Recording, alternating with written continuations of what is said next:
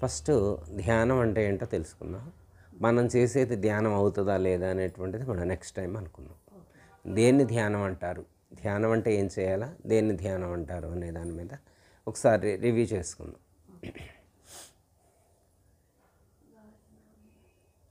ధ్యానము అంటే నిర్విషయం మనః ధ్యానం అన్నారు. నిర్విషయం మనః ధ్యానం అని మనకు చెప్పారు. అంటే మనసులో ఎలాంటి విషయాలు లేకుండా మనసు ఒక్కటి మాత్రమే ఉంటే దాన్ని ధ్యానము అన్నారు. అయితే ధ్యానము అనే దానికి మనకి పతంజలి మహర్షి ఏం చెప్పారంటే, ధ్యానం అనేటువంటి దాన్ని అష్టాంగ యోగంలో వన్ ఆఫ్ ద పార్ట్గా చెప్పారు. అంటే ధ్యానం అనేటువంటిది ఊరికనే సిద్ధించేటువంటి వస్తువు కాదు అని. ఒక శాస్త్రీయ పద్ధతిగా ధ్యానం అలవర్చుకోవటం వేరు, మామూలుగా సహజ యూట్యూబ్లో చూసి ఇట్లా అక్కడక్కడ విని ప్రయత్నాలు చేసేటువంటి వాళ్ళు వేరు. పతంజలి మహర్షి చెప్పినటువంటి ధ్యానం ఏంటంటే యమము, నియమము, ఆసనము, ప్రాణాయామము, ప్రత్యాహారము, ధారణ, ధ్యానము, తర్వాత సమాధి. ఇది ఒక సోపాన క్రమం అన్నమాట. ధ్యానం చేయాలనుకున్నటువంటి వాళ్ళు ఈ ఫండమెంటల్స్ అన్నీ ఫాలో అయితే ఇంకా వాళ్ళు చెదిరిపోరు అనమాట. ఇంకా ముందుకెళ్తారు కదా. ఆ ముందుకెళ్ళినటువంటి వాళ్ళు ఏమవుతుందంటే ఆ స్థితిలో ఉండిపోతారు. ఇప్పుడు మనకి హిమాలయాస్ ఇట్లాంటి వాటి చూస్తాం కమ్మా. హిమాలయాస్ అలాంటి వాటికి వెళ్ళినటువంటి వాళ్ళు స్థిరంగా ఉంటారు. మిగతా మీరు చూడండి, చాలా చోట్ల మెడిటేషన్ క్లాసులకు వెళ్తుంటారు. ఆ మెడిటేషన్ క్లాసులకు వెళ్ళినటువంటి వాళ్ళు స్థిరంగా ఉండలేరు. కొన్ని రోజులే ఉంటారు, కొన్ని రోజులు ఫాలో అవుతారు, కొన్ని రోజులు అయిన తర్వాత మానేస్తారు. ఎందుకు మరి నిజంగా మరి వీళ్ళు కూడా మెడిటేషన్ చేస్తే ఏమవుతుందంటే అనుభూతి కలుగుద్ది. మెడిటేషన్ ధ్యానం కుదిరినటువంటి వాళ్ళకి ఏం కలుగుద్ది అంటే ఆత్మానుభూతి కలుగుద్ది. మెడిటేషన్ చేస్తే ఏమవుతుందంటే ఆత్మానుభూతి కలుగుద్ది. అంటే ఆత్మానందం కలగాలి. ధ్యానం యొక్క పరాకాష్ఠ ఏంటి? ఆత్మానుభూతి కలిగినటువంటి వాళ్ళు ఇంకా ఆ దివ్యత్వంతో మమేకమై ఉంటారు. మరి చాలామంది ఇంకా ఆ దివ్యత్వాన్ని పొందట్లేదు.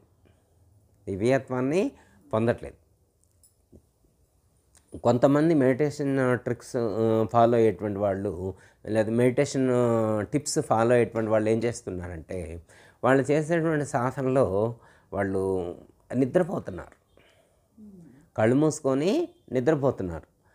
సోఫాలో కూర్చోనో లేదా చైర్లో కూర్చోనో చోట ఆనుకొని కూర్చోనో కళ్ళు మూసుకొని నిద్రపోతున్నారు. నిద్రపోవటం కూడా ధ్యానం అనుకుంటున్నారు. ధ్యానంలో ఎరుక ఉంటుంది. ఎరుక ఉంటే అది ధ్యానం, ఎరుక లేకపోతే అది ధ్యానం కాదు. ఎరుక ఉంటుంది కానీ ఇంద్రియాలు ఉండవు. ధ్యానం యొక్క పరాకాష్ఠ స్థితిలో ఏముంటాయి? ఎరుక ఉంటుంది, నేను ఉన్నాను అనేటువంటి ఉనికి ఉంటుంది. తన ఉనికి ఉంటుంది కానీ మనసు కానీ, బుద్ధి కానీ, ప్రాణం కానీ, చిత్తము కానీ, ఇంద్రియాల యొక్క చలనం ఉండదు. ఇంద్రియాల యొక్క చలనము ఒడిగిపోయి ఉంటుంది, ఇంద్రియాల యొక్క చలనము ఆగిపోయి ఉంటుంది. దీన్ని ధ్యానం అంటారు. మనసు ఉంటుంది కానీ పనిచేయదు, బుద్ధి ఉంటుంది కానీ పనిచేయదు, ప్రాణం ఉంటుంది అంటే ఉచ్ఛ్వాస నిశ్వాసలు సమస్థితిలో ఉంటాయి.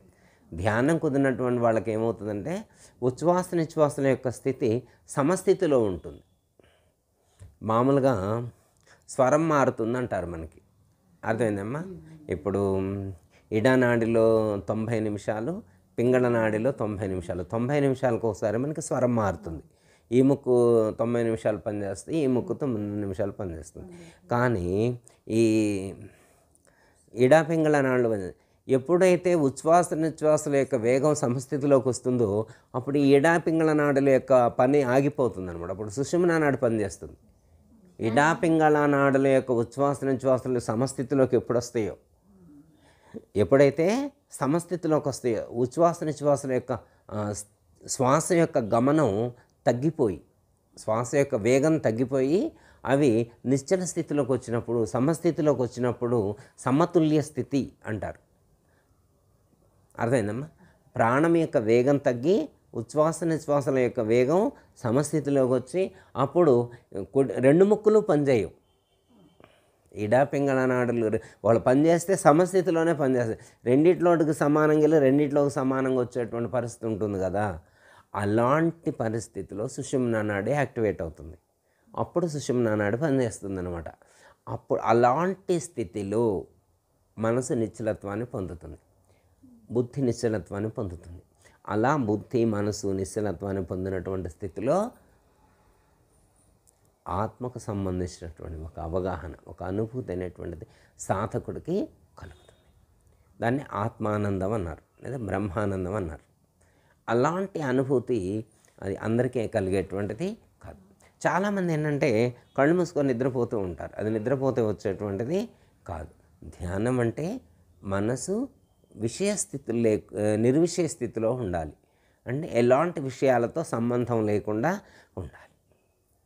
అదేందమ్మా, స్పర్శ లేకుండా ఉండాలి. అదేందమ్మా, మనకెన్ని ఉన్నాయి? శబ్దము, స్పర్శ, రూప, రస, గంధము. మనసు 5 విషయాల వైపు వెళ్తుంది కదా. ఈ మనసు 5 విషయాల నుంచి 5 విషయాల వైపు వెళ్ళకుండా ఉండాలి. 5 విషయాల వైపు వెళ్ళకుండా ఉండాలి. అలా మనం ఉండగలుగుతున్నామా లేదా అన్నది మనం టెస్ట్ చేసుకోవాలి. సపోజ్ ఉదాహరణకి సపోజ్ మనం ఇక్కడ కూర్చున్నాం అనుకోండి, కరెంటు పోయింది, ఫ్యాన్ ఆగినట్టు మనకు తెలుస్తుందా లేదా ధ్యానం చేసేప్పుడు? మళ్ళీ కాసేపు అయిన తర్వాత ఫ్యాన్ వచ్చింది, కరెంట్ వచ్చింది, ఫ్యాన్ తిరుగుతుంది. మనకు తెలుస్తుందా లేదా? ఫ్యాన్ ఆగిపోయినట్టు తెలుస్తుంది, ఫ్యాన్ వచ్చినట్టు తెలుస్తుంది. ఇవన్నీ తెలుస్తూనే ఉన్నాయి కదా. అంటే ఇప్పుడు మన ధ్యాస ఇప్పుడు మరి ఫ్యాన్ కాడికి వెళ్ళిందా లేదా? మనం ఇక్కడ కూర్చొని ఉన్నాం, వెంటనే ఆ వీధిలో సపోజు ఫ్రూట్స్ అమ్మే ఆయన వచ్చిండు, పెద్దగా ఆడియో పెట్టుకొని బైక్ మీద వెళ్తూ ఉన్నాడు. ఆ ఫ్రూట్స్ ఏమేమన్నాయో దాంట్లో ఆడియోలో వినొస్తుంది. మనకు వినొస్తా రాదా?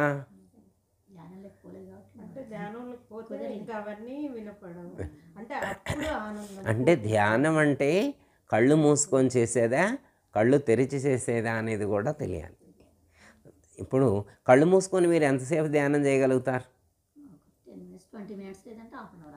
అంతే కదా. ఇప్పుడు కళ్ళు మూసుకొని మనకి ఏమని చెప్తారంటే, యోగాలో చెప్పేటువంటి వాళ్ళు ఏమని చెప్తారంటే, నాకు ఎంత వయసు ఉంటే అన్ని నిమిషాలు, నాకు 53 సంవత్సరాల వయసు అయితే 53 నిమిషాలు చేయమన్నారు. నాకు ఎన్ని సంవత్సరాల వయసు అయితే మీరు అన్ని నిమిషాలు ధ్యానం చేయండి, మీకు సరిపోతుంది అన్నారు. అర్థమైందా? ఇప్పుడు ధ్యానం చేయటం అంటే మనిషి ఏం చేస్తారు? ప్రతి మనిషి కూడా ధ్యానం చేయాలంటే ఏం చేయాలా? కళ్ళు మూసుకోవాలి. కళ్ళు మూసుకోవాలంటే కూర్చోవాలి ఫస్ట్. మనకి అంటే లెర్నర్స్కి చెప్పింది ఏమని చెప్తారు? భగవద్గీతలో శ్రీకృష్ణ పరమాత్మ కూడా చెప్తారు. ఏమని చెప్తారంటే, ఒక మంచి పీట వేసుకొని, పీట మీద మంచి క్లాత్ వేసుకొని, ఒక మంచి ఆసనాన్ని సిద్ధం చేసుకొని, మరీ హైట్ ఎక్కువ ఉండకూడదు, మరి హైట్ తక్కువ ఉండకూడదు. నేలపేట లాంటిది చెప్పారు పరమాత్మ. నేలపేట లాంటి దాని మీద వీలైతే ఒక జింక చర్మం, అంటే చనిపోయిన జింక ద్వారా లభించినటువంటి జింక చర్మాన్ని అలాంటి దాని మీద వేసుకొని, దాని మీద కూర్చొని పద్మాసనం కానీ సుఖాసనం కానీ మనకు వీలైనటువంటి ఆసనాన్ని వేసుకొని వెన్నెముక నిటారుగా ఉంచి కళ్ళు మూసుకొని మన ఇష్టదైవాన్ని, ధ్యానం అంటే ఇప్పుడు ఏం చేయాలా? ఇష్టదైవాన్ని మనసులో నిలుపుకోవాలి. ధ్యానం అంటే ఏం చేయాలా? ఇష్టదైవాన్ని గుర్తు చేసుకోవాలి. ఇప్పుడు కళ్ళు మూసుకున్నాం, ఇష్టదైవం కనపడుతున్నాడు, ఏం చేయాలా? ధ్యానం చేయటం అంటే కళ్ళు మూసుకున్నాం, ఇష్టదైవం కనపడ్డాడు అనుకోండి. సపోజ్ ఒక ఆయనకి విష్ణువు అంటే ఇష్టం, వాళ్ళ ఇష్టదైవం విష్ణువు. ఇప్పుడు ఆయన కళ్ళు మూసుకొని విష్ణువునే చూస్తూ ఉన్నాడు. ఒక ఆయనకు శివుడు అంటే ఇష్టం, కళ్ళు మూసుకొని ఆ శివుడినే చూస్తూ ఉన్నాడు, శివలింగాన్నే చూస్తూ ఉన్నాడు. ఒక ఆయనకి రాముడు అంటే ఇష్టం, కళ్ళు మూసుకొని రాముడినే చూస్తూ ఉన్నాడు. ఒక ఆయనకి లలితాదేవి అంటే ఇష్టం, కళ్ళు మూసుకొని లలితాదేవినే చూస్తూ ఉంటాడు. కళ్ళు మూసుకున్నాడు, ఇప్పుడు లలితాదేవి కనిపిస్తుంది. ఏం చేయాలి ఇప్పుడు? ధ్యానం అంటే ఇప్పుడు కళ్ళు మూసుకున్నాడు, లలితాదేవి కనపడుతుంది. ఏం చేయాలి? లలితాదేవిని చూడటం. ఇంకేం చేయాలి? లలితాదేవిని చూడాలి. ఏం చేయాలి? లలితాదేవి తప్ప ఇంకేమీ కనిపించకుండా ఉండాలి. లలితాదేవి తప్ప ఇంకేమీ కనిపించకుండా ఉండాలి. మరి ఏంటి ఇప్పుడు లలితాదేవినే చూస్తూ ఉన్నాడు, ఏమి లాభం కలిగింది ఈయనకి? లలితాదేవిని చూస్తూ ఉండటం వల్ల ఈయనకేమి లాభం కలిగింది? పోనీ విష్ణువునే దర్శిస్తూ ఉన్నాడు, విష్ణువు యొక్క రూపాన్నే చూస్తూ ఉన్నాడు, ఒక రూపాన్ని. అది ఇప్పుడు రామకృష్ణ పరమహంస కాళికాదేవి రూపాన్ని చూశారట. కళ్ళు మూసుకొని ఏం చేశారు? కాళికాదేవి రూపాన్ని చూశారు. కాళికాదేవి ప్రత్యక్షమైంది. ఆయన చూడంగా కొన్నాళ్ళకి ధ్యానం చేయంగా ధ్యానం కుదిరి ఏమైంది? అమ్మవారు ప్రత్యక్షమయ్యారు. అమ్మవారితో మాట్లాడగలిగారు. ఆయన అమ్మవారితో మాట్లాడగలిగారు. డెవలప్మెంట్స్ ఉన్నాయి అక్కడ, డెవలప్మెంట్స్ ఉన్నాయి. మరి మనం కూడా అలా ధ్యానం చేస్తే అలా మన ఇష్టదైవంతో మాట్లాడే శక్తి, ఇష్టదైవాన్ని చూడగలగటం, ఇష్టదైవంతో అటాచ్మెంట్ లింకు ఏర్పాటు చేసుకునేటువంటి సామర్థ్యం ఎంతమందికి కలుగుతుంది? ఇష్టదైవాలంటే ఉంటారనే నమ్మకం. ఇప్పుడు సపోజ్ ఒక గురువునే ధ్యానం చేయాలన్నాను అనుకో అమ్మ, ఇప్పుడు ఒక గురువు గారు ఉన్నారు, ఒక గురువు గారు పరమయ్యారనుకో, మరి వారికి జన్మరహితం అయిందనుకో, మరి ఇప్పుడు ఈయన కళ్ళు మూసుకొని ఆ గురువుగారు రూపాన్ని ధ్యానం చేస్తే, ఇప్పుడు ఆ గురువుగారు రూపం ఈయన ధ్యానం చేశారు, మరి వారికి జన్మరహితం అయిందిగా, మళ్ళీ వస్తారా ఈయన ధ్యానం చేస్తే? జన్మరహితమైన గురువుగారు మళ్ళీ వస్తారా తెలియదుగా ఈయనకి. మరి ఆ గురువుగారు రూపాన్ని ధ్యానం చేస్తే మరి ఈయనకి ఏంటి ఉపయోగం? మళ్ళీ ఆయన గారు తిరిగి వస్తారో రాడో తెలియదు. అంటే విశ్వవ్యాప్తమైనటువంటి ఆ పరమాత్మ ఏ భక్తుడు ఏ రూపంతో ఏ నామంతో ఆరాధిస్తే ధ్యానిస్తే ఆ రూపంతో వచ్చి అనుగ్రహిస్తాను అని చెప్పడం అనేటువంటిది జరిగింది. ఇక్కడ ఏమన్నానంటే ధ్యానం యొక్క పరాకాష్ట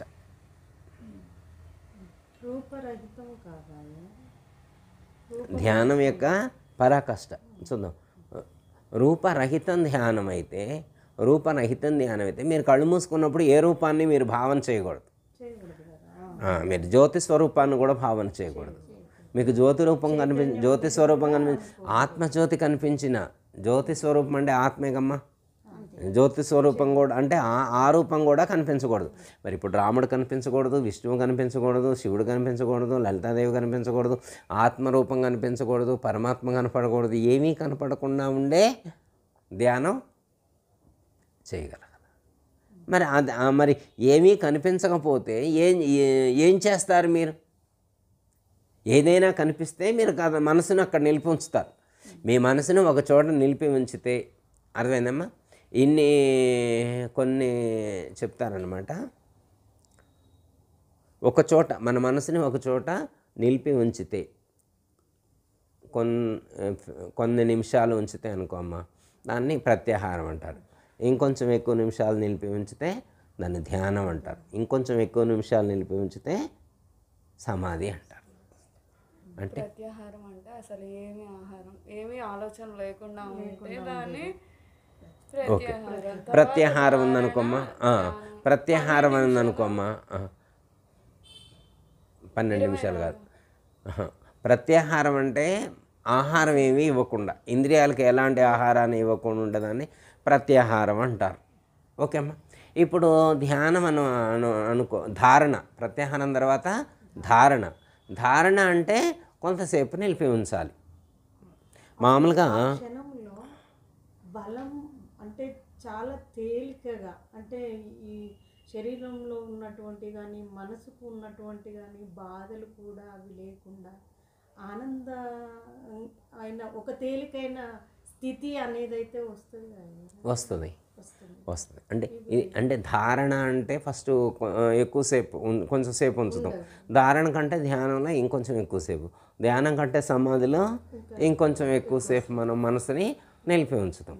అయితే ఈ ధారణ, ధ్యానము, సమాధిలో ఏం జరుగుతుందంటే సమయం ఎక్కువసేపు మన మనసుని ఒక రూపమునందు కేంద్రీకృతం చేసి ఉంచటం.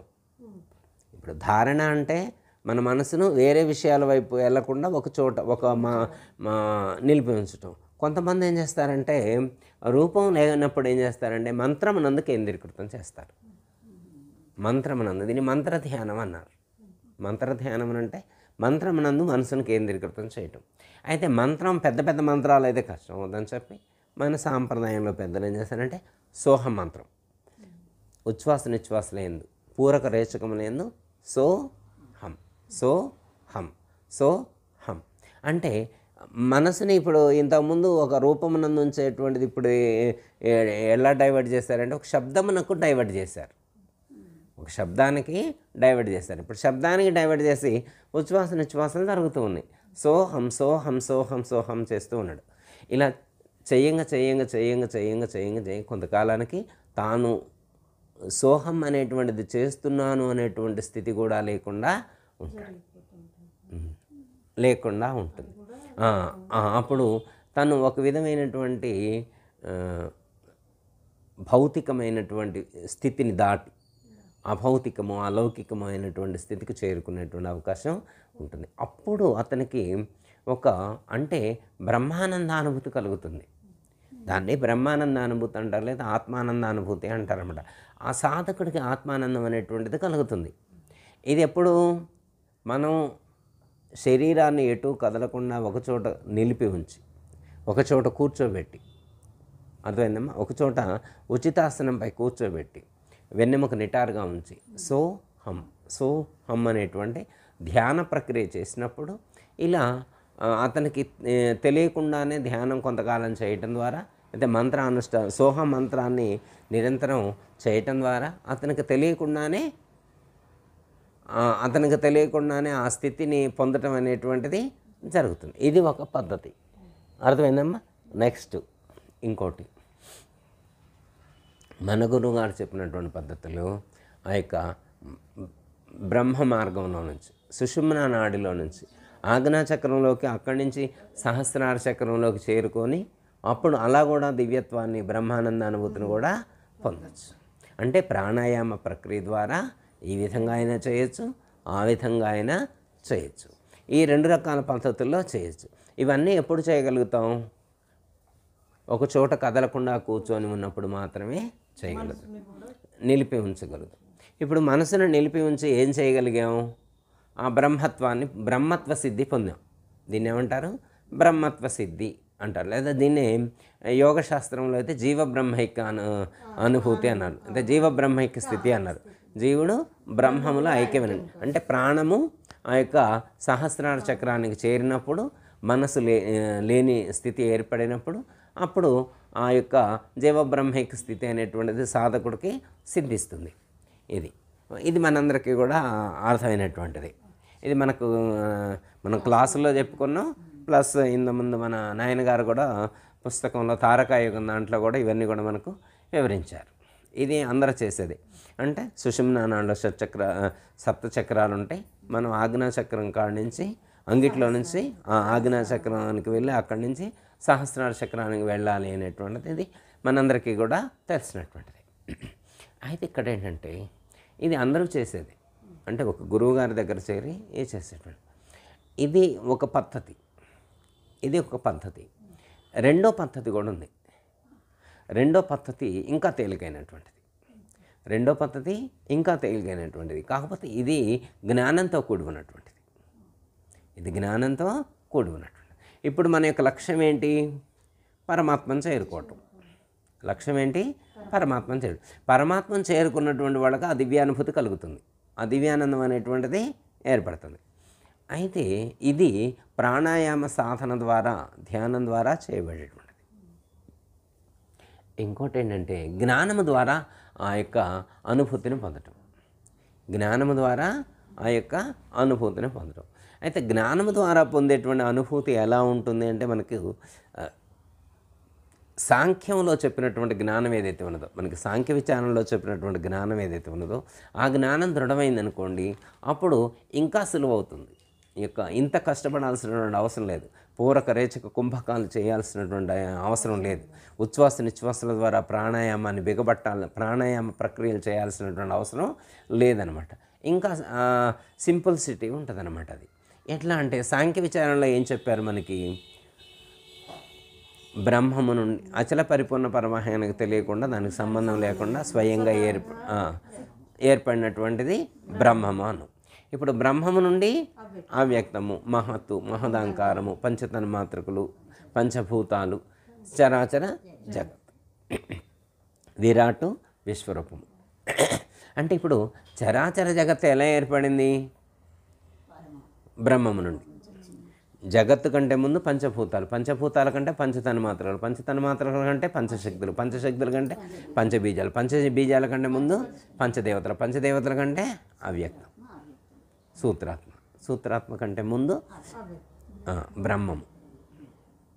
ఓకే, అర్థమైందమ్మా? బ్రహ్మము నుండి అవ్యక్తం, అవ్యక్తం అన్నా సూత్రాత్మ అన్నా ఒకటే. అర్థమైందమ్మా? ఈశ్వరుడు, బ్రహ్మము నుండి ఈశ్వరుడు అనుకోండి, ఈశ్వరుడు నుండి అవ్యక్తము. అర్థమైందమ్మా? ఈశ్వరుడు అవ్యక్తం ఒకటే, జస్ట్ అర్థం కావటం కోసం అలా. అర్థమైందా? ఇప్పుడు ఈ చరాచర జగత్తు దేంతో ఏర్పడింది? బ్రహ్మంతోటే కదా. ఇప్పుడు ఈ బాటిల్ బ్రహ్మము అంటే నేను ఒప్పుకోగలనా? ఈ క్లాత్ బ్రహ్మంతో తయారైందా కాలేదా? ఈ రిమోట్ బ్రహ్మంతో తయారైందా కాలేదా? ఈ అగ్గిపెట్టె బ్రహ్మంతో తయారైందా, అవునా కాదా? ఈ మ్యాట్ బ్రహ్మంతో తయారైందా కాలేదా? ఈ ఫ్యాన్ బ్రహ్మంతో తయారైందా కాలేదా? ఈ టీవీ బ్రహ్మంతో తయారైందా కాలేదా? బ్రహ్మ పదార్థమే కదా సర్వత్రా ఉంది. ఈ చరాచర జగత్తునంతటా అనుస్యూతమే వ్యాపించి ఉన్నది ఎవరు? బ్రహ్మం. బ్రహ్మమే ఉన్నది, బ్రహ్మమే ఈ సృష్టిగా మారింది, బ్రహ్మమే ఈ సృష్టిగా మారింది. ఇప్పుడు ఈ కుర్చీ బ్రహ్మం అవునా కాదా? కుర్చీ బ్రహ్మం అవునా కాదా? బ్రహ్మమే. ఈ పిల్లో బ్రహ్మం అవునా కాదా? ఆ టేబుల్ మెట్ బ్రహ్మం అవునా కాదా? బ్రహ్మమేనా? బ్రహ్మమేనా? బ్రహ్మమే. అయితే టేబుల్ సర్వత్రా బ్రహ్మమే అయితే ఈ చరాచర జగత్తంతా బ్రహ్మమే వ్యాపించి ఉంటే మళ్ళా వేరే నేను బ్రహ్మాన్ని పొందాలని చెప్పి మా కళ్ళు మూసుకొని సాధన చేయటం ఏంటి? ఇది బ్రహ్మమే అంటున్నాం కానీ దృఢం కాదు. అంటే దేహభావంతో బతికే ఒకటే ఫండమెంటల్. ఈ చరాచర జగత్తు మొత్తం కూడా బ్రహ్మము చేతనే నిర్మితమైనప్పుడు, అంతా బ్రహ్మ పదార్థమే అయినప్పుడు, అర్థమైందమ్మా? అంతా బ్రహ్మార్పణం బ్రహ్మహవిః బ్రహ్మాగ్నో బ్రహ్మణాహుతం బ్రహ్మైవ తేన గంతవ్యం బ్రహ్మకర్మ సమాధినా. ఎంత అద్భుతంగా చెప్పారు! బ్రహ్మార్పణం బ్రహ్మహవిః బ్రహ్మాగ్నో బ్రహ్మణాహుతం బ్రహ్మైవ తేన గంతవ్యం బ్రహ్మకర్మ సమాధినా. అక్కడ హోమం చేయటానికి కూర్చున్నటువంటి వాళ్ళందరూ, అక్కడ సమర్పించబడే ప్రతి పదార్థం కూడా బ్రహ్మమే. హవిస్సు బ్రహ్మమే, అక్కడ మంత్రాలు చదివేటువంటి పండిట్సు బ్రహ్మమే, చేసేటువంటి వాళ్ళు బ్రహ్మమే, చేయబడేటువంటి వాళ్ళందరూ బ్రహ్మమే, అంతా బ్రహ్మమే. బ్రహ్మార్పణం బ్రహ్మ హవిః బ్రహ్మాగ్నో, ఆ అగ్నిదేవుడు కూడా బ్రహ్మమే. మరి అంతా బ్రహ్మమే అయ్యున్నప్పుడు, అంతా బ్రహ్మమే అయ్యున్నప్పుడు మళ్ళీ నువ్వేదో పొందాలని మళ్ళీ కళ్ళు మూసుకొని కూర్చోవటం ఏంటి? అంటే ఇదే జ్ఞానం. నేను కళ్ళు మూసుకొని కూర్చోవాలండి ఏనాయనంటే నేను బ్రహ్మానందాన్ని పొందారా అంటే, బ్రహ్మానందం అంటే బ్రహ్మము ద్వారా నీకు ఆనందం కలగాల. మరి బ్రహ్మం ఎక్కడున్నాడు? అంతటా ఉన్నాడు, అంతటా ఉన్నాడు, అన్నిటా ఉన్నాడు, నీలో ఉన్నాడు, నీ బయట ఉన్నాడు, నీ చుట్టూ ఉన్నాడు, అంతటా బ్రహ్మమే ఉంటే మళ్ళీ నువ్వు బ్రహ్మాన్ని పొందాలని కళ్ళు మూసుకొని కూర్చోవడం ఏంటి? ఉన్న పని వదిలిపెట్టి. అంటే నువ్వు ఇప్పటి వరకు అనుకున్నటువంటి ఈ చరాచర జగత్తంతా బ్రహ్మము చేత నిర్మితమైనది అనేటువంటి ఆ జ్ఞానం నీకు దృఢం కాలేదని అర్థం. దృఢం కాలేదని అర్థం. నీకు ఫ్యాన్ అలాగనే కనపడుతుంది, మ్యాట్ అలాగనే కనపడుతుంది, వాటర్ బాటిల్ అలాగనే కనపడుతుంది. ఇందులో బ్రహ్మం కనిపించట్లేదు నీకు. ఇందులో బ్రహ్మాన్ని నీవు చూడగలిగితే, ప్రతి పదార్థంలో బ్రహ్మాన్ని నీవు చూడగలిగితే నువ్వు పనులు మానుకొని కూర్చొని సాధన చేయవలసిన అవసరం లేదు. ఇది జ్ఞానం, ఇది జ్ఞానం. ఈ జ్ఞానం దృఢపడితే అన్ని పనులు చేసుకుంటూ కూడా నిరంతరం కూడా ఆ భావనతో ఉండవచ్చు. ఇప్పుడు మన ఆశ్రమంలో కొటేషన్ ఉంది కమ్మా, ఆ కొటేషన్ మీనింగ్ ఇదే అన్నమాట. అర్థమైందమ్మా? ధ్యానం కూర్చే అవగాహన లేనటువంటి వాళ్ళు అన్ని పనులు మానుకొని కూర్చొని ధ్యానం చేస్తారు. కానీ ధ్యానం గురించి అవగాహన ఉన్నటువంటి వాళ్ళు ఏం చేస్తారు? అన్ని పనులు ధ్యానం వేస్తారు, అన్ని పనుల్లో ఆ దైవాన్నే దర్శిస్తారు. మరి అన్నిటా దైవమే దర్శింపబడినప్పుడు ఇంకా మళ్ళీ మీరు ప్రత్యేకించి మీ లక్ష్యం ఏంటి? బ్రహ్మాన్ని పొందాలి. తినే పదార్థం బ్రహ్మమే కదా, తినే పదార్థం బ్రహ్మమే కదా, వినే పదార్థం బ్రహ్మమే కదా, చూసే పదార్థం బ్రహ్మమే కదా, చూడబడేవాడు బ్రహ్మమే కదా. అంతా బ్రహ్మమే అయినప్పుడు బ్రహ్మము తప్ప ఆత్మనోరణ్య నకించిత్, ఆత్మనోరణ్య నకించిత్ అంటే ఆత్మ కంటే కించిత్ పదార్థం కూడా లేదు. బ్రహ్మణోరణ్య నకించిత్, బ్రహ్మణోరణ్య నకించిత్, బ్రహ్మము కంటే కించిత్ పదార్థం కూడా లేదు.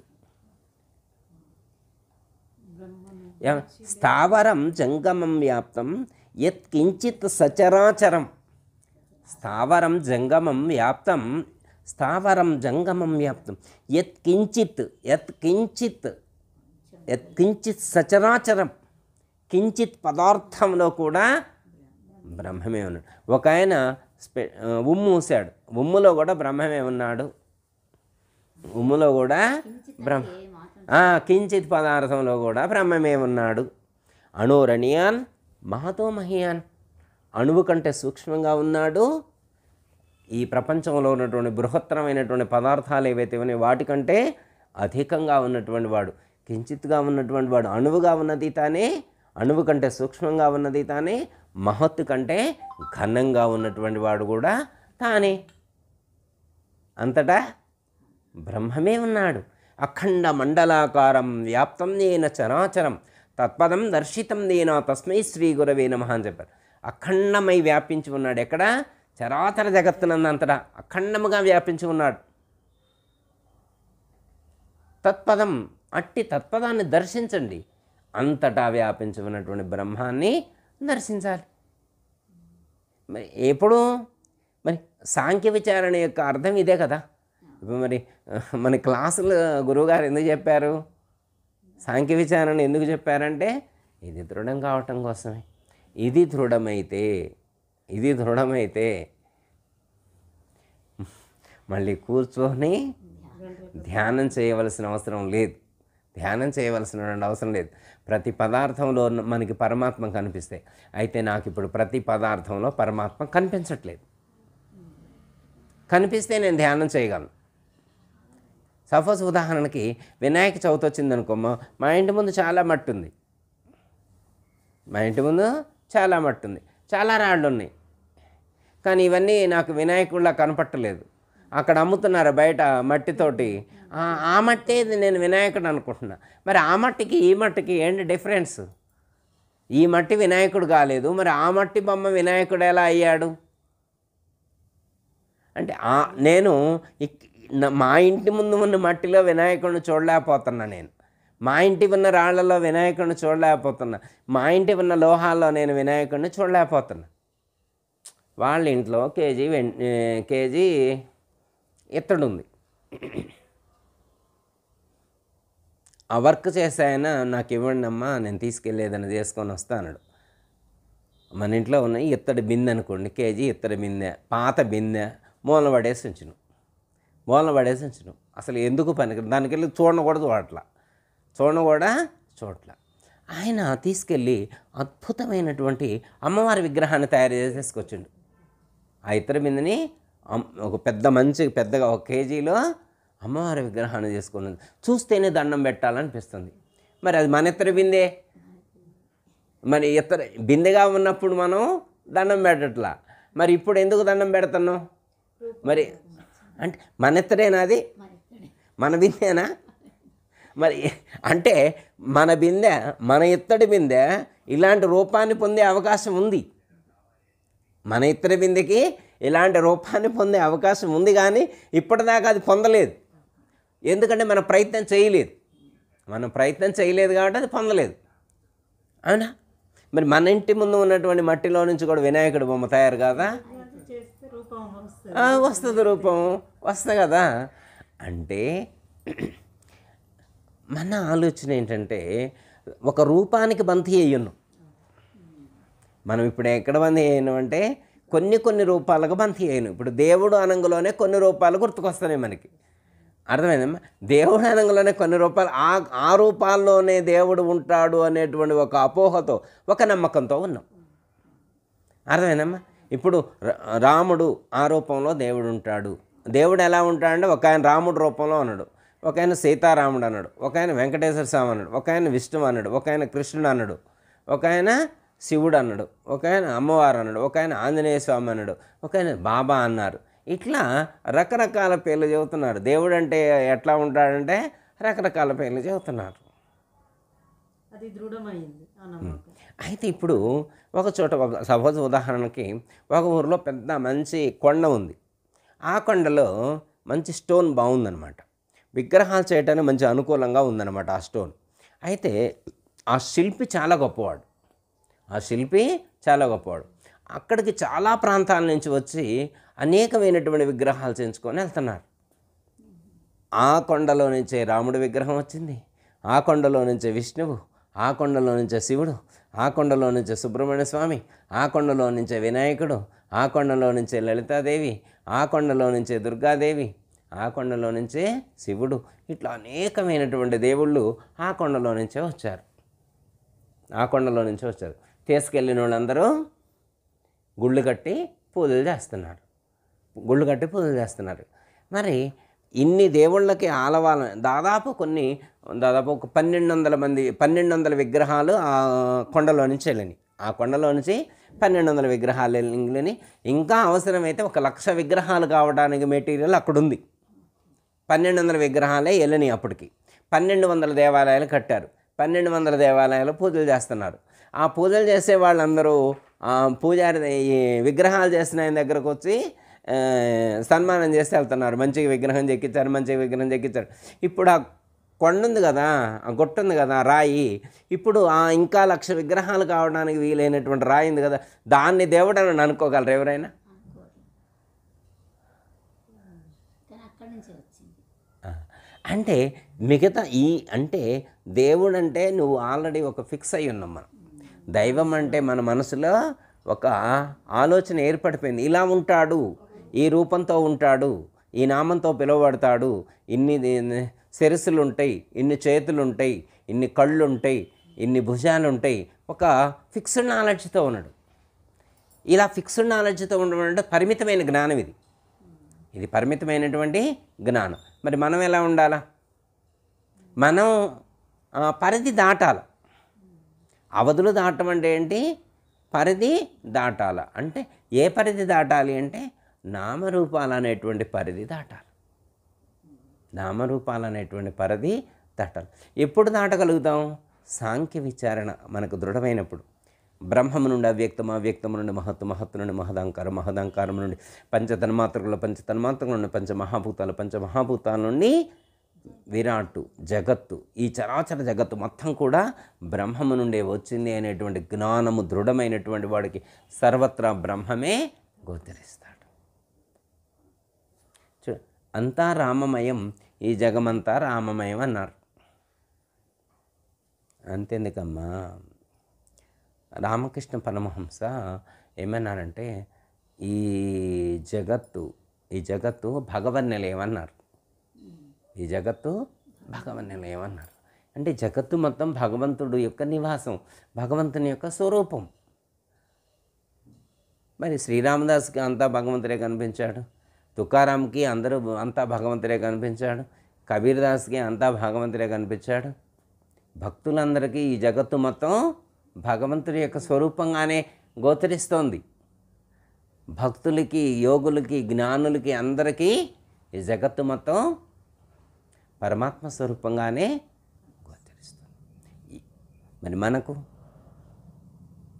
అలాగే అంటే ప్రతి పదార్థంలో భగవంతుని చూడగలిగినప్పుడు, ప్రతి పదార్థంలో బ్రహ్మమును దర్శించగలిగినప్పుడు, ప్రత్యేకించి అలాంటి బ్రహ్మమును అనుభూతి చెందటం కోసం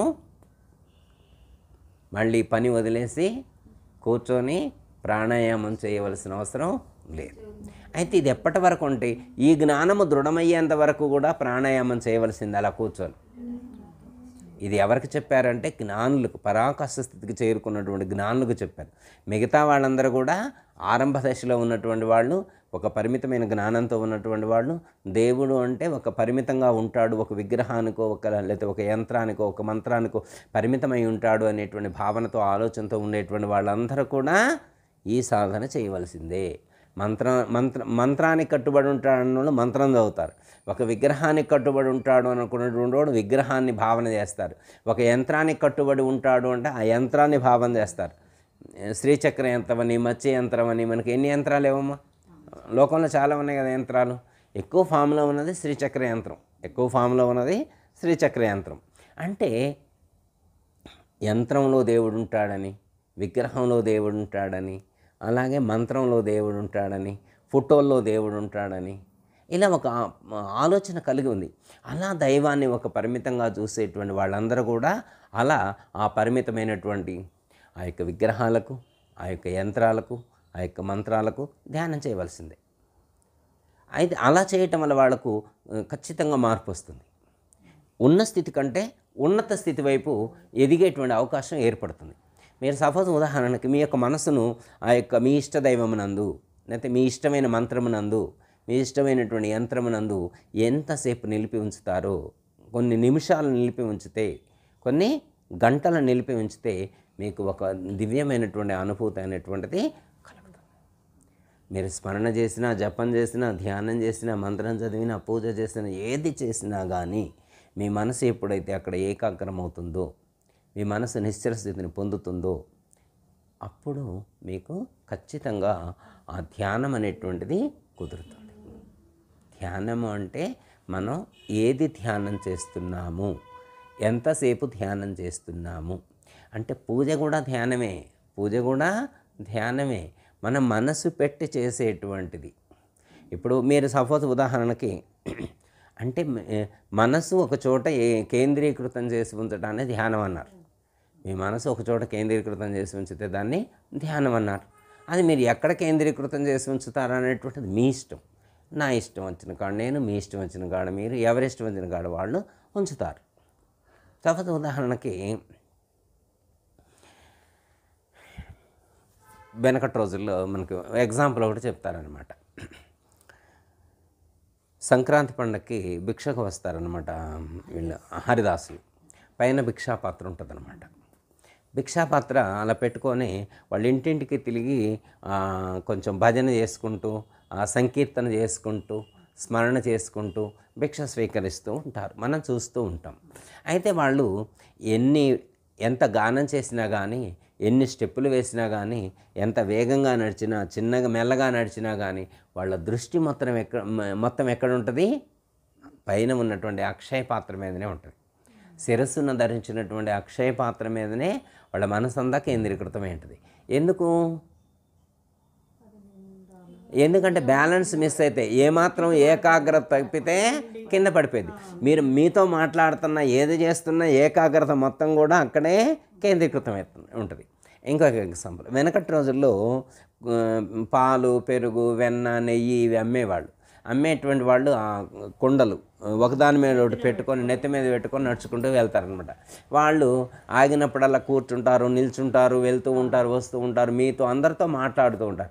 ఎంతమందితో మాట్లాడుతూ ఉన్నా కానీ వాళ్ళ మనసు ఎక్కడ ఉంటుంది? కొండ మీద. మనసు కొండ మీద లేకపోతే ఏమవుతుంది? బ్యాలెన్స్ మిస్ అయితే మొత్తం పడిపోయింది. అంటే వాళ్ళ మనసు అక్కడే కేంద్రీకృతమై ఉంటుంది. సపోజ్ ఉదాహరణకమ్మ, మనం ఒక చోట సత్సంగానికి వెళ్ళి కూర్చున్నాం, మోకాలు నొప్పి వేస్తుంది. ఆ గురువుగారు ఉపన్యాసం చెబుతున్నాం. ఇప్పుడు మన మనసు ఎక్కడ ఉంటుంది? సపోజ్ ఇంకొక ఎగ్జాంపుల్, అక్కడ వెళ్ళి సత్సంగం చెప్తున్నారు గురువుగారు సత్సంగం చెప్తున్నారు, వింటూ ఉన్నాం. ఇంటికాడ నుంచి ఫోన్ వచ్చింది. మీ మనవడికి కడుపుల నొప్పి, లేదా మనవరాలకి కడుపుల నొప్పి అని చెప్పి ఫోన్ చేశారు, పెట్టేస్తారు, మెసేజ్ అయిపోయింది. ఇప్పుడు మనం ఉపన్యాసం మొత్తం ధ్యాస ఎక్కడ ఉంటుంది? అక్కడ ఉంటుంది అన్నమాట. అర్థమైందమ్మా? అంటే మనసు మెసేజ్ చూస్తున్న కానీ ఒక అర్ధగంట సేపు గురువుగారు ఉపన్యాసం చెప్పారు, కానీ మనసు ఇక్కడ లేదు. మనసు మొత్తం అక్కడే కేంద్రీకృతం. ధ్యానం అంటే ఇది. ధ్యానం అంటే మన మనసుని ఒక విషయము నుండి ఎటు వెళ్లకుండా నిలకడగా నిలిపి ఉంచడమే ధ్యానం అంటే మన మనసుని ఒక చోట కేంద్రీకృతం చేస్తుంది. దేవుడి దగ్గర కేంద్రీకృతం చేసిందే దైవ ధ్యానం అవుతుంది. మన మనసుని దైవం దగ్గర కేంద్రీకృతం చేసి ఉంచితే దాన్ని దైవ ధ్యానం అంటారు. విషయాల యందు కేంద్రీకృతం చేసి ఉంచితే విషయ ధ్యానం అవుతుంది. సద్విషయం దుర్విషయం. అయితే ఏది మీ మనసు ఎక్కడ కేంద్రీకృతం అవుతుంది, మీరు దేని యందు కేంద్రీకృతం చేసి ఉంచుతున్నారు అనేటువంటిది మనం ఎవరికి వాళ్ళు క్యాలిక్యులేట్ చేసుకొని ఉండాలి. సపోజ్ ఉదాహరణకి ఒక చోట సర్కస్ వేస్తూ ఉన్నారు.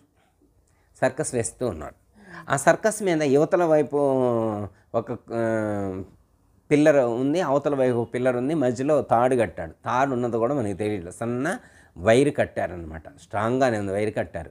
ఇప్పుడు అతను ఒక సర్కస్ వేసే ఆయన ఒక స్టిక్ తీసుకొని అటు ఇటు వేగంగా నడుస్తూ ఉన్నాడు. మళ్ళీ మధ్యలో పాటలు పాడుతున్నాడు, జోక్స్ వేస్తున్నాడు, వీళ్ళతో మాట్లాడుతున్నాడు. అతను జోక్స్ వేసినా కానీ, స్టిక్ తిప్పినా కానీ, ఉపన్యాసం చెప్పినా కానీ, సాంగ్స్ ప్లే చేసినా కానీ, ఏది చేసినా కానీ అతని ధ్యాస ఎక్కడ ఉంటుంది? దాని మీద ఆ రూప్ మీదనే ఉంటుంది. ఏమాత్రం బ్యాలెన్స్ మిస్ అయినా అంటే అతని ధ్యానం ఎక్కడుంది? ఇప్పుడు ఆ సర్కస్ వాడి ధ్యానం అతని తీగ మీద ఉంది, ఆ నడిచే దాని మీదనే అతని యొక్క ధ్యానం ఏర్పడి. అర్ధగంట అతను నడిచాడు, అర్ధగంట అతని ధ్యానం దాని మీదనే ఉంది. అతను ఏ ధ్యానం చేశాడు? ఇప్పుడు ఆ సర్కస్ వాడు ఆ తాడు ధ్యానం చేశాడు, ఆ వైరు ధ్యానం చేశాడు. మనం పూజా మందిరంలో కూర్చొని దేవుణ్ణి ధ్యానం చేస్తున్నాం. ఇప్పుడు వైరు ధ్యానం చేయటం వల్ల ఆయనకి అతను సక్సెస్ అయ్యాడు. ఆ ప్రోగ్రాం చేయటంలో 4 రూపాయలు వచ్చినాయి ఆయనకి. ఆ వర్క్ చేయటం వల్ల ఏమవుతుంది? ప్రమాదం కూడా తప్పుతుంది.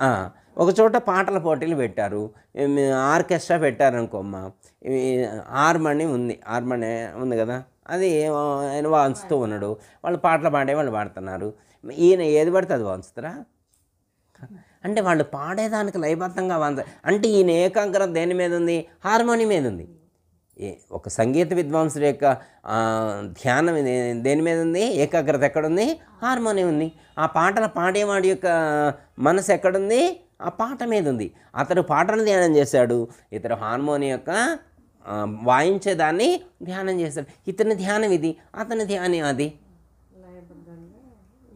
ఇప్పుడు మనం దేన్ని ధ్యానం చేస్తున్నాము? దైవాన్ని ధ్యానం చేస్తున్నాం. మనం గురువుగారి రూపాన్ని ధ్యానం చేస్తున్నాం. మనం ఏ రూపాన్ని ధ్యానం చేస్తున్నాం? గురు రూపాన్ని ధ్యానం. గురు స్వరూపం అంటే ఒకటి కనిపించేటువంటి వారి యొక్క రూపాన్ని. మొట్టమొదటి ఏం చేస్తారు?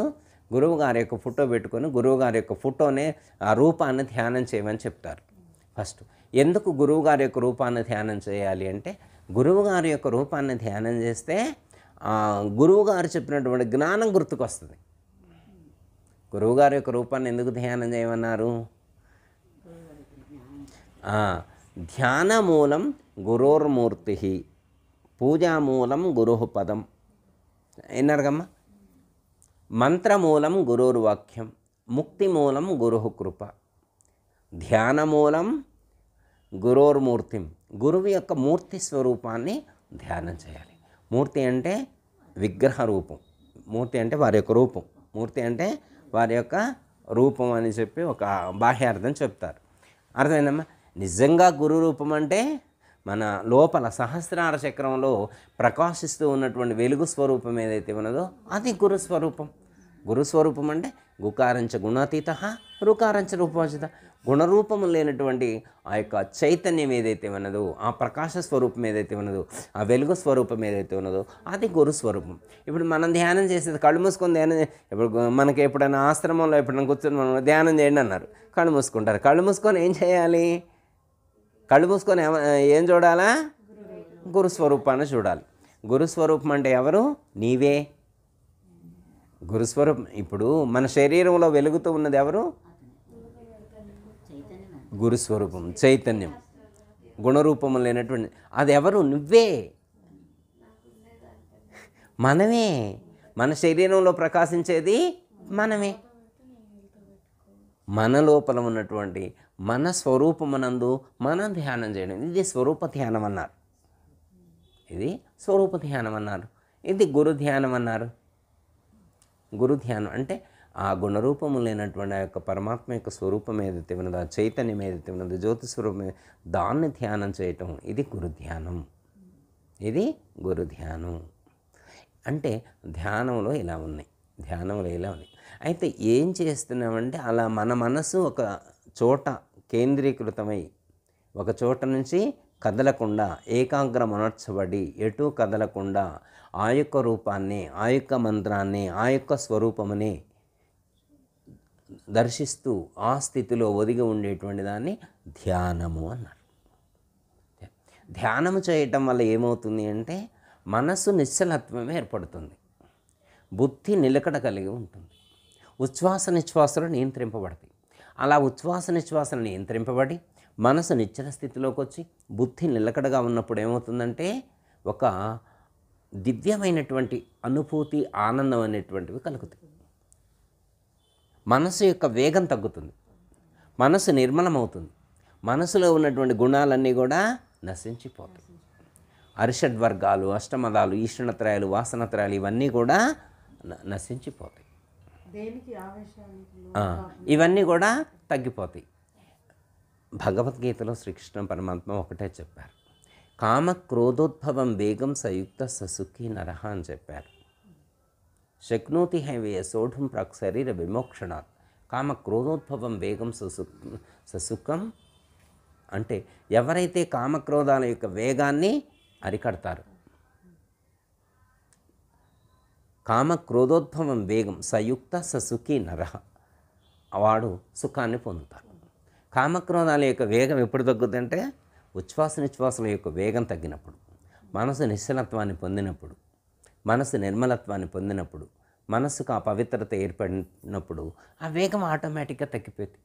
ఆ పవిత్రత ఏర్పడుతుంది, ఒక ప్రశాంతత అనేటువంటిది ఏర్పడుతుంది, ఒక ఆనందం అనేటువంటిది ఏర్పడుతుంది. అర్థమైందమ్మా? నిరంతరం ఆ స్థితిలో నిలబడి ఉండి, ఆ స్థితిలో నిలబడి ఉండటమే సాధన. అర్థమైందా? ఇక అక్కడ దీన్నే సాక్షి సాధన అన్నారు. అక్కడ నిలబడి చూసేదాన్ని సాక్షి సాధన. అర్థమైందమ్మా? అహం బ్రహ్మాస్మి అనే స్థితిలో ఉండి కర్తృత్వం లేకుండా, అర్థమైందమ్మా? నేను బ్రహ్మము, సర్వత్రా బ్రహ్మాన్ని భావన చేస్తూ ఉండు. సాక్షిగా ఉండగలగాలి, చూస్తూ ఉండగలగాలి. సహస్రారంలో ఇప్పుడు ఎలా సాక్షిగా ఉందో మనం కూడా అలా సాక్షిగా ఉండి చూస్తూ ఉండాలి, గమనిస్తూ ఉండాలి. హడావుడి పడాల్సినటువంటి అవసరం లేదు, ఆవేశపడాల్సినటువంటి అవసరం లేదు, పోరాటం చేయాల్సినటువంటి అవసరం లేదు. ప్రశాంతంగా ఉండొచ్చు. పక్కన వాళ్ళు పడుతుంటారు, ఒక్కోసారి ఆవేశపడతారు, ఆరాటపడతారు, పోరాటం చేస్తుంటారు. మన మనసు నిలకడ కలిగి ఉండేట్లుగా ప్రయత్నం చేయాలి, మనం మారే ప్రయత్నం చేయాలి. పక్కన వాళ్ళు నిదానంగా ఇవాళ కాకపోతే రేపు కాకపోతే వారానికి కాదు, నెలకు కాకపోతే 6 నెలలకు, సంవత్సరానికి 2 సంవత్సరాలకు టైం తీసుకోవచ్చు. వాళ్ళ యొక్క సంస్కారాన్ని బట్టి వాళ్ళు మారుతారు. మన యొక్క సంస్కారాన్ని బట్టి మనం ప్రయత్నం చేద్దాం, ఖచ్చితంగా మార్పు వస్తుంది. ఓకే, 2 రకాల ధ్యానాలు. ఒకటి మనసుని ఇష్టదైవమునందు లేకపోతే గురుస్వరూపమునందు ధ్యానం చేయటం ఒక పద్ధతి. ఇది ధ్యానానికి సంబంధించిన ఒక అంశం. రెండో కోణం ఏంటంటే సర్వంలో దైవాన్ని దర్శించినప్పుడు, సర్వము దైవమైనప్పుడు ఇక నువ్వు వేరే ఏ ధ్యానం చేయవలసినటువంటి అవసరం లేదు. అది చేయటం మనలాంటి వాళ్ళకి కష్టం. అంటే అది జ్ఞానం పరాకాష్ఠకు చేరినప్పుడు, జ్ఞానంలో పరాకాష్ఠకు చేరినప్పుడు అందరూ దైవంలా మనకు కనిపిస్తారు. ఇప్పుడు మన అందరూ దైవంలా కనిపిస్తున్నారా? కనిపించట్లేదు. మనకి తేడాలు కనిపిస్తున్నాయి. ఇంకా తేడాగానే ఉంది. తేడాగానే ఉన్నప్పుడు ఇది కుదిరేది కాదు. మనకి వెనకటి రోజులో ఒక పాట ఉంటుంది, కుడి ఎడమైతే పొరపాటు లేదు. కుడి ఎడమైతే ఎడమ కుడి అయితే పొరపాట? బ్లడ్ ఏమన్నా డిఫరెన్స్నా అమ్మ? ఇప్పుడు కుడి చేతిలో ఒక బ్లడ్, ఎడం చేతిలో ఒక బ్లడ్ ఏమైనా ప్రవహిస్తుందా? కుడి కాల్లో ఒక బ్లడ్, ఎడం కాల్లో ఒక బ్లడ్ ఏమైనా ప్రవహిస్తుందా? శరీరం అందంతటా ఒకే రకమైనటువంటి రక్త ప్రసరణ జరుగుతూ ఉన్నప్పుడు, ఒకే రకమైనటువంటి శక్తి ప్రసరితమవుతూ ఉన్నప్పుడు, ఒకే రకమైనటువంటి చైతన్యం ప్రసరితమవుతూ ఉన్నప్పుడు, మరి ఈ శరీరంలో ఒక భాగం మంచిదని ఒక భాగం చెడ్డదనని ఎందుకన్నాడు అమ్మ? సపోజ్ మీరు దేవుడికి కొబ్బరికాయ కొట్టాలనుకో ఎడం చేత కొట్టండి, దేవుడికి కానుక వేయాలనుకో ఎడం చేత వేయండి. పసుపు కుంకుమ 1,00,000 కుంకుమార్చన చేస్తున్నారనుకో, అక్కడికి వెళ్ళి మీరు ఎడం చేత వేయండి. చూసే వాళ్ళందరూ లేచి నిలబడతారు. అంటే ముందు వాడికి సహించలేడు, ఎందుకంటే జ్ఞానం లేదు వాడికి. ఇలా అని చెప్పి చేయాలని కాదు, ఒకవేళ అవసరమైతే సమయస్ఫూర్తి కావాలి. ఇక్కడ జ్ఞానం ఉండటం వేరు, సమయస్ఫూర్తి వేరు. సందర్భోచితంగా వ్యవహరించాలి. అంటే ధర్మాలు చెప్పారు, మళ్ళీ ధర్మాలు కొన్ని చెప్పారు. ఒకతను వెళ్తూ ఉన్నాడట. వెళ్తూ ఉంటే బాగా ఆకలి అవుతుందంట. బాగా ఆకలి అవుతుంది. అతను శనగలు తింటూ ఉన్నాడు. ఉడికించిన శనగలు తింటూ ఉన్నాడు. దోశల్లో ఉన్నాయి తింటూ ఉన్నాడు. ఇతను పండిట్ అనమాట. వెళ్తాడు, అయ్యా నాకు ఆకలిగా ఉంది, కొన్ని శనగలు పెట్టు అన్నాడు. ఆయన అన్నాడు, మరి నేను ఇవి తింటూ ఉన్నా కదా, ఇవి ఎంగిలైనవి కదా, ఎంగిలి మీరు తింటానన్నాడు. లేదు, కొన్ని పెట్టన్నాడు. గుప్పెడు పెట్టాడు, తిన్నాడు. తిన్న తర్వాత ఇంకో గుప్పెడు పెడతా తినండి అన్నాడు. నీ ఎంగిలి నేను ఎలా తింటా అన్నాడు. అదే ధర్మం ఇక్కడ. అంటే సామాన్యుడికి అర్థం కాని ధర్మం అన్నమాట. దీన్ని ఆపద్ధర్మం అన్నారు. ఆపదలో ఉన్నప్పుడు పాటించే ధర్మం వేరు, సహజ సిద్ధమైనటువంటి పరిస్థితిలో వ్యవహరించేటువంటి ధర్మం వేరని చెప్పారు. అర్థమైందమ్మా? అంటే ఎడం చేత్తో దానం చేయకూడదు. కర్ణుడు ఎడం చేత్తోటే దానం చేసిండు. కర్ణుడు ఎడం చేత్తోటే బంగారు పాత్ర ఇచ్చారని చెప్తారు. తప్పని కాదు అక్కడ, ఎడం చేత్తో ఇవ్వడం అని కాదు. ఎందుకంటే ఆయన చెప్పిన రీజన్, ఎందుకంటే నా ఎడం చేతిలో నుంచి కుడి చేతిలోకి వచ్చేసరికి నా మనసు మారే అవకాశం ఉంది కాబట్టి నేను మనసుకు అంత అవకాశం ఏమను, నేను ఇన్స్టాంట్గా ఇప్పటికిప్పుడే దానం చేస్తాడు. అది ఎంత థియరీ చెప్పినటువంటి రీజన్. కానీ ఒక యోగి మనసు నిలకడగా ఉంటుంది. అంటే సర్వత్రా పరమాత్మ వ్యాపించి ఉన్నాడు అని చెప్పినప్పుడు చెప్పిన ధర్మాలు కూడా మనం జీవించేటువంటి జీవన విధానం, పరిస్థితులు వీటన్ని పరిగణలో తీసుకొని ధర్మాన్ని మనం పాటించాలి. ఒక ఆయన వెళ్తూ ఉంటే అందరిలో పరమాత్మ ఉన్నాడని గురువుగారు చెప్పారుగా, మరి అంతా పరమాత్మ స్వరూపమే, నువ్వు దేన్ని వేరే కూర్చొని ధ్యానం చేయాల్సిన అవసరం లేదన్నాడు కదా. అనేసరికి ఆయన వెళ్తూ ఉంటే ఏనుగు ఎదురొచ్చింది. మరి నాలో ఉన్న దేవుడే, ఆయనలో ఉన్న దేవుడే, అంతా దేవుడే అయినప్పుడు నేను ఎందుకు తొలగాలని చెప్పి తొలగలేదు. ఏనుగు ఏం చేసింది? ఏనుగున్న లక్షణం ఏంటంటే దానికి ఎదురు రాకూడదు. ఏది ఎదురు వచ్చినా కానీ తీసి పక్కన పెట్టి ముందుకెళ్తుంది. దాని లక్షణం అది. వెళ్తూ ఉందనుకో, రాయి అడ్డం వచ్చిందనుకో, పక్కకు పెట్టి అది వెళ్తుంది తప్ప అది పక్క నుంచి తప్పుకొని వెళ్ళదు. దానికున్న అది అహం అన్నమాట. దానికున్న అందుకే ఏనుగుని అహంకారానికి, మదానికి ప్రతీకగా చెప్తాను. వెళ్తూ ఉంటే వాటర్ బాటిల్ వస్తే వాటర్ బాటిల్ని పక్కకు తన్ని వెళ్తుంది తప్ప పక్క నుంచి వెళ్ళదు. అది ఏనుగు లక్షణం అదనమాట. అందుకని వీడెళ్ళి నిల్చున్నాడు, అహం బ్రహ్మస్మి అన్నాడు. అహం బ్రహ్మస్మి తీసి పక్కన పెట్టింది. పక్కన పెడితే గురువుగారి దగ్గరికి వెళ్ళండి, ఏం స్వామి మీరు అన్నారు అంతా బ్రహ్మమే అన్నారు, మరి ఏనుగులో ఉన్నది బ్రహ్మమే అన్నారు, నాలో ఉన్నది బ్రహ్మమే అన్నారు, సమస్త చరాచర జగత్తులో బ్రహ్మమే అన్నారు, మరి ఏనుగులో ఉన్న బ్రహ్మం ఏంటి నన్ను పక్కన నెట్టేసింది అన్నాడు.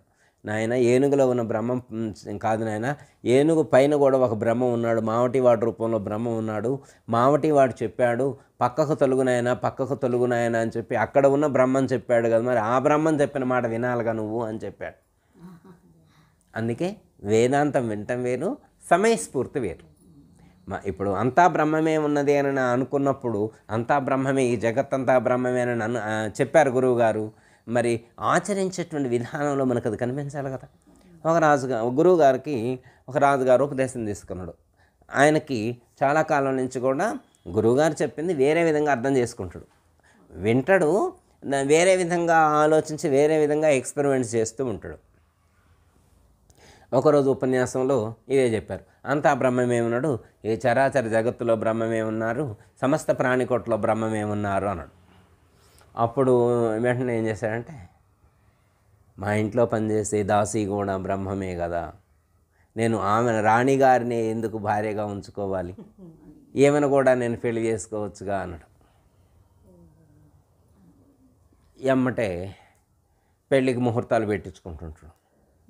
రాణిగారు గురువుగారికి కబురు చేసింది, అయ్యా మీరు చెప్పిన ఉపన్యాసం మాకు ఇది ఎదురు తిరిగేట్టుంది, ఆయన వేరే ఆమెను పెళ్లి చేసుకుంటుండు, వేరే ఆమె కూడా బ్రహ్మమే అంటుండు, రాణిలో ఉన్నది బ్రహ్మమే, వేరే ఆవిడలో ఉన్నది కూడా బ్రహ్మమే అంటుండు.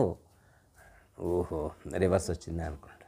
ఇక సరే గురువుగారు వచ్చారు. వచ్చిన తర్వాత నమస్కారం చేస్తారు. ఇవన్నీ మర్యాదలన్నీ అయిపోయిన తర్వాత డిన్నర్ కూర్చుంటే గురువుగారు ఏమంటారంటే, నాయన నీకోసం ఒక ప్రత్యేకమైనటువంటి డిన్నర్ ఏర్పాటు చేస్తే అంటారు. సరే మిగతా వాళ్ళందరికీ ముందు పెట్టేస్తారు, అందరూ తింటూ ఉంటారు, గురువుగారు కూడా తింటూ ఉంటారు. తర్వాత ఆయన డిన్నర్ డిష్ తీసుకొచ్చి ఇచ్చేస్తారు. ఆయన డిష్ ఇచ్చేస్తే ఏముందంటే కొంచెం గడ్డి, కొంచెం కుడితి, కొంచెం ఆవు పేడ, ఆవు మూత్రం ఇవి ఉన్నాయన్నమాట. ఏంటి గురువుగారు నాకు డిన్నర్ స్పెషల్ డిన్నర్ అన్నారు, ఏదన్నాడు, అదే డిన్నర్ అండి, ఇది డిన్నర్ ఎలా అవుతుంది? నాయన మీరు మహాయోగులు, మహాజ్ఞానులు, అంతటా పరమాత్మని దర్శించగలిగినటువంటి మీరు మహారాణిలోనే కాదు దాసీలో కూడా, మీ ఇంట్లో పనిచేసే పని మనిషిలో కూడా దైవాన్నే దర్శించగలిగేటువంటి మీకు ఆవు పేడని కానీ లేకపోతే ఆవు మూత్రమని కానీ గడ్డని కానీ కుడితని కానీ తేడా తెలుస్తుందా నాయన? మీకు అంతా బ్రహ్మమే కనిపిస్తుంది కదా. ఈ రోజు నుంచి మీరు జీవించి ఉన్నంతకాలం ఈ పదార్థాన్ని, బ్రహ్మ పదార్థాన్ని ఆహారంగా స్వీకరించాలన్నాడు గురువుగారు. తింటాడా? మరి అంతా బ్రహ్మమే అన్నాడు. అంటే భార్యను మార్చే దాంట్లో బ్రహ్మం కానీ తినే దాంట్లో బ్రహ్మం ఉండదా? అంటే వక్ర బుద్ధి ఉండకూడదు. అంటే గురువు చెప్పింది సరిగ్గా అర్థం చేసుకొని సరైనటువంటి మార్గంలో సాధన చేసి లక్ష్యాన్ని చేరుకున్నటువంటి ప్రయత్నం చేయాలి. అతను సరిగా వ్యవహరించినందుకు గురువుగారు మంచి గుణపాఠం నేర్పడం అనేటువంటిది జరిగిందమ్మా. అందుకని మనం సమయస్ఫూర్తితో మన గురువు గారు చెప్పినటువంటి జ్ఞానం దృఢపడితే సర్వంలో దైవాన్ని చూద్దాం. ఆ జ్ఞానం దృఢపడకపోతే దృఢపడేంత వరకు కూడా ప్రాణాయామ సాధన చేసుకుంటూ గురువుగారు చెప్పినటువంటి పద్ధతిగా తారకాయోగ సాధన చేసుకుంటూ సోహం మంత్ర అనుష్ఠానం ద్వారా లేదా సోహం మంత్ర ధ్యానం ద్వారా ప్రాణమును సహస్రార చక్రంలోకి తీసుకువెళ్ళి అక్కడ నిలిపి ఉంచి ఆ దివ్యానుభూతిని పొంది సర్వంలో దైవాన్ని దర్శించేటువంటి ప్రయత్నం చేద్దాం. దయతల సద్గురు ప్రభు మహారాజుకు అందరికీ జై గురు.